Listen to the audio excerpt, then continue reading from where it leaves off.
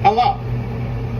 I am doing taco shells here on Sunday, but I just had a few thoughts about our food truck and wanted to give you a little bit of an update and just kind of go over some of the thoughts that are in my head. And so today is Sunday, February 26th or 7th or something like that.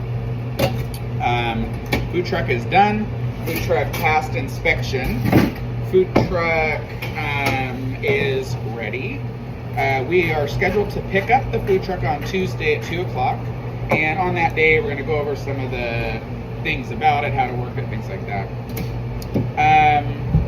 I had a few little setbacks, and it's my own ignorance and naivete, but I didn't consider, like, we're an established business, so we're here in Richland, Washington, and I'm not very smart, but I didn't consider that we had to update our business license for each prospective city that we're going to be doing business in. And so at the moment, we're going to be consolidating what we're going to be offering and which cities we're going to be offering that are basically within the Ben Franklin Health District. So that would include Kennewick, Pasco, Richland, West Richland, Benton City, Connell, Prosser, just those basically. It takes some time to get those endorsements on your business license, and so I literally dreamed it, and I was like, hey, I wonder if we need a license to do busy in those cities. And turns out that you do. So I have done that. A few cities are super easy. They basically honor the fact that you're already in business and basically just grant you the endorsement. Pasco, they have a little extra paperwork. They want to know everything about your family and your sister's second cousin. It's crazy. It's fine. It's just a lot of work. And so Pasco kind of got set on the back burner a little bit. We're gonna comply with all of their rules. I just didn't consider it. And then the other thing about food truck life is that one thing I didn't also consider is that the health department differentiates public events and private events. And so the health permit that we got grants us the ability to serve public in a mobile food setting, which is great. So that's going to be your boat races, fairs, Live at 5, different community events where each individual person is paying for their own meal. Private events, the health department determines that to mean catering. So that's a single payer. Let's say, for instance, somebody's having a wedding, and for their reception, they didn't want to deal with hiring a caterer. They just want to have a food truck on site, but they're going to pay for everybody to eat there. That's the example of basically a private catering. There's no difference in how we serve, how we prep the food standards that the health department has approved. There's no difference in anything. The only distinction and difference is private catering, public mobile food service. And I did not know until last week that you have to have a catering permit too. So the health department makes you have a mobile food service permit where they approve all of your plans.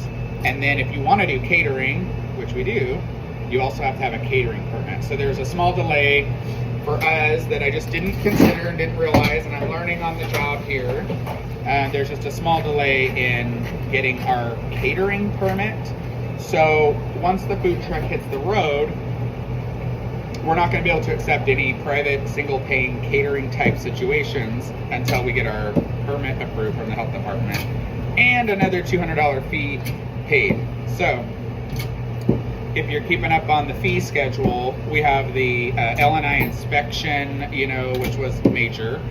We have the health department permit. We have a catering permit. We have additional insurances. And all of those things are annual. So it's a big deal. I will say we're having our open house on Wednesday, March 1st here at Tumbleweeds. The open house is intended to just give you a chance to see inside the food truck. I mean, as we've built it, we've got hundreds and hundreds of comments where people say, "That's so cool, I'd love to see in there." And I just wanted to capitalize on that for a second and basically invite you to see it. And it's going to be parked at the back of Tumbleweeds. It'll be here all morning. I've personally invited a few industry friends that are going to be here from like 10 to 11. We hope to have a news station here as well as a radio station. And then we're going to have, what else? We're going to have free drinks. We're going to have, which is going to be, the food truck has a recessed onboard beverage cooler. So we're going to have free drinks in the beverage cooler. We're going to have, the restaurant's also going to be open, but the food truck will not be open serving food. It's just going to be a squeaky clean, showroom quality thing that you can walk through. Kind of like an open house if you were going to look for a house for sale. To that point, our next door neighbor is a realtor, and she's actually going to be hosting the open house, which I thought was kind of fun. And so she'll invite you in, she'll show you around, and we'll have it limited 4 or 5 people at a time. It's pretty small. It's not going to take more than, 4 to 6 minutes to check it out. But I just wanted people to see it, and it might spawn a little bit of creativity in somebody. It might be inspirational to somebody. Maybe they want to start a food truck. I just didn't want to miss out on the opportunity. And so it'll be parked out back. Not sure if it'll even have power going. I'm trying to figure that out. But I'll have free drinks. I'll have cookies. And you can ask questions. I might not be out there for every minute since our restaurant will be open, and I may be needed in here. But I'm going to give our realtor friend who's going to be hosting the open house, I'm going to give her a lot of the tips about it, so she should be able to answer some of the questions that you have. We do have 3 events scheduled already. These are sort of soft, get acquainted with the food truck events. So I haven't exactly said where they're going to be. They are in the month of March, and then the last one is, which I have told people where that was going to be. That's a 2-day event in April 1st and 2nd. So what have I learned about food truck life so far? It's a very interesting industry. There's a lot of people with opinions, and I love those opinions. Keep them coming. And there's a lot of things to figure out. And, the least of those things is basically the menu that you're going to offer. I have struggled a little bit with that because we have a restaurant, we have people that have a certain level of expectation. And you can't offer a full kind of menu like we have at our store on a food truck for every event. It's extremely challenging to deal with and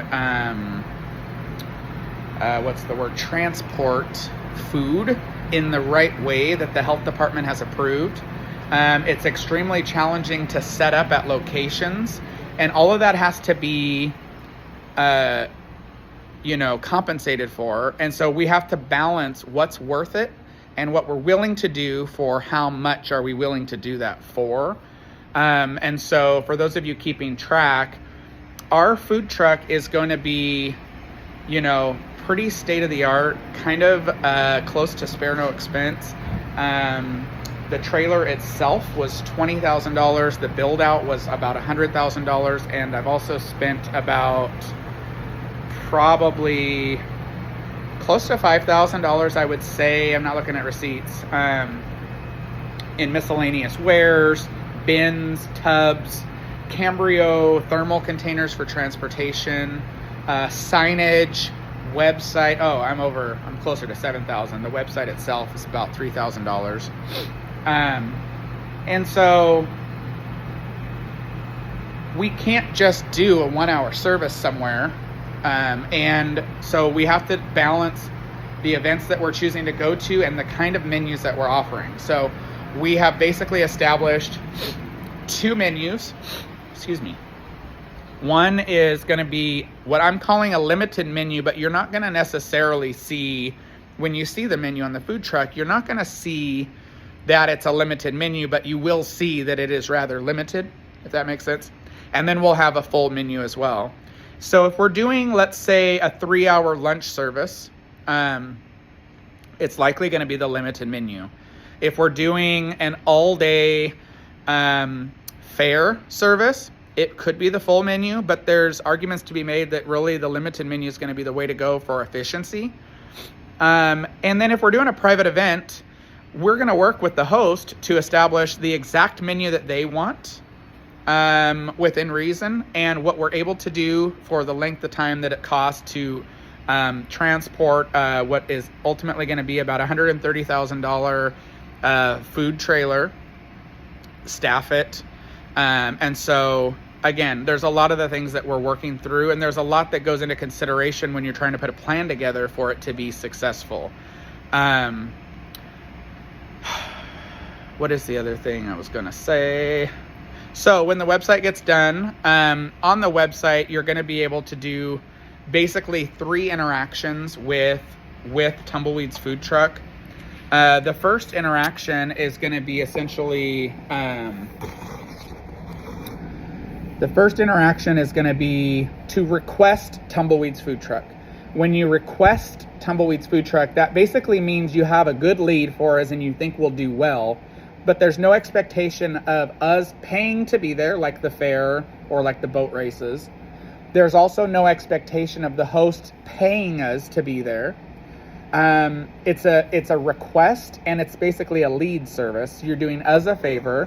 You might know a contact person who could authorize a food truck being on site at their work. Maybe it's the Hanford site. Maybe it's a grand opening of a new business somewhere where they want a food truck on site.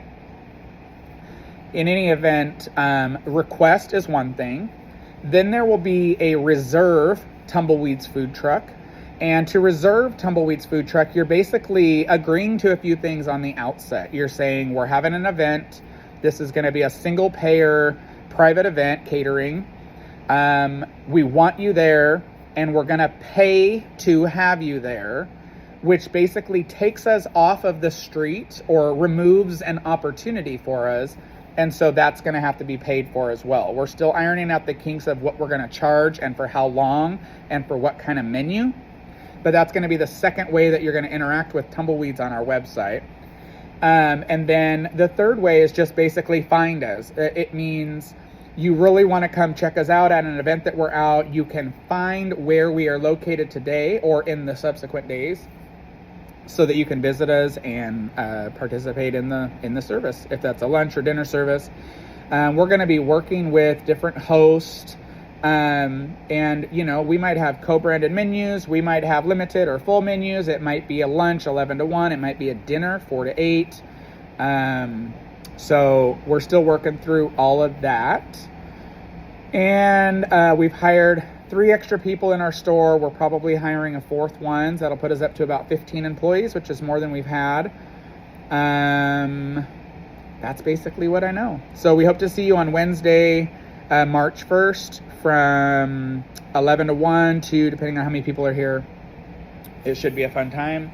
And then we hope to see you out on the street. Visit our website, tumbleweedsmexicanflair.com, which is relaunching March 1st, so you're not going to find much information about the food truck right now, but come March 1st is when you'll be able to interact with the food truck.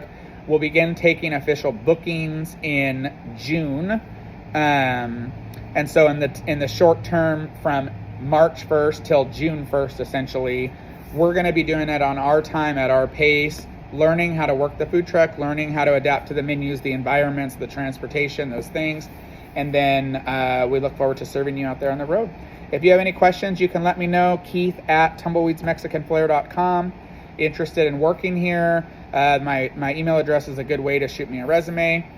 And should be fun.